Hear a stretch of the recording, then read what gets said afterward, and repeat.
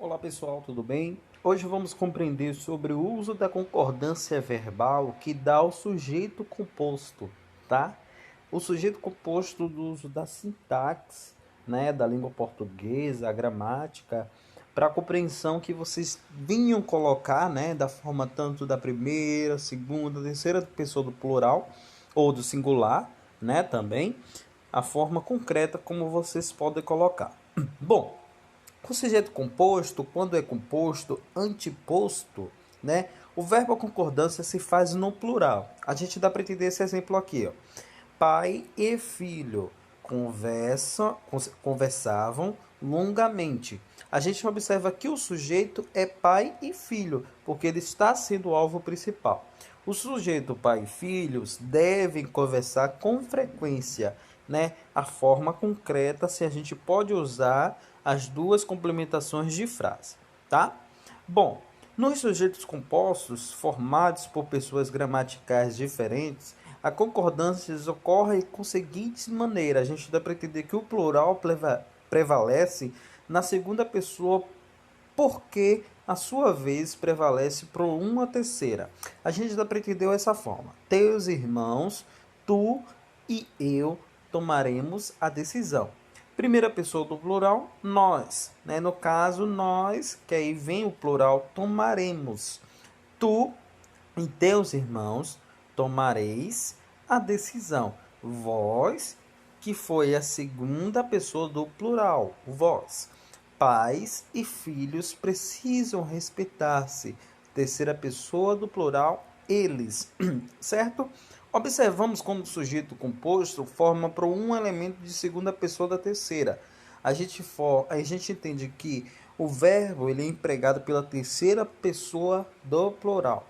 Né? Aí vem a frase: tu e teus irmãos tomarão a decisão. Observamos que no caso do sujeito composto, né, aos verbos, a gente passa que existir que a concordância em vez a concordar para o plural, totalmente ao sujeito, o verbo pode estabelecer concordância com o núcleo do sujeito mais próximo. Convém com a opção e não a obrigação. Observamos esse exemplo, a forma do singular e plural. Faltaram coragem e competência. Faltou coragem e competência. A forma concreta, coragem e competência, coragem, a forma só principal na forma do singular. Quando ocorre ideias e reciprocidade, né? No entanto, a gente dá para entender que é feita obrigatoriamente o plural. A gente dá para entender essas duas frases. Abraçaram-se vencedor e vencido, né? Ofenderam-se o jogador e árbitro. O caso particulares, a gente dá para entender que se, né, da forma com cra ou com o hífen, né, ofenderam-se o hífen também. Quando o sujeito composto é formado por um núcleo dos sinônimos, quase sinônimos e os verbos que vêm do plural e singular, a gente dá para entender um exemplo: descanse e desprezo marcam, marca seu comportamento. A gente pode usar marcam, marca com a forma tanto do singular e plural, nada mudar a forma aqui desta frase, tá? Como vocês estão vendo aí.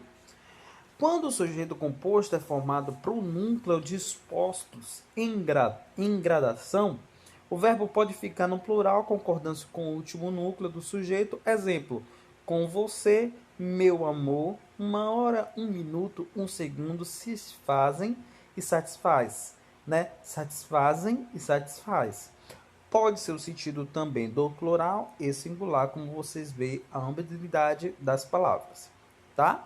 A seguinte frase: no primeiro caso, enfatiza, né, o sentimento unido e o verbo do singular enfatiza do último elemento de agradativamente do sujeito dos verbos.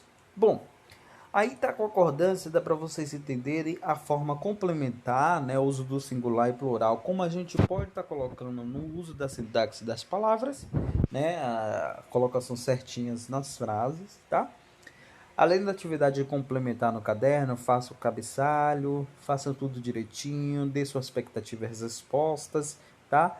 A atividade do livro também, qualquer dúvida é só falar. Como eu sempre falo, a atividade do livro não precisa entregar no mesmo dia, pode entregar no outro dia, posterior, tranquilo. O importante é fazer.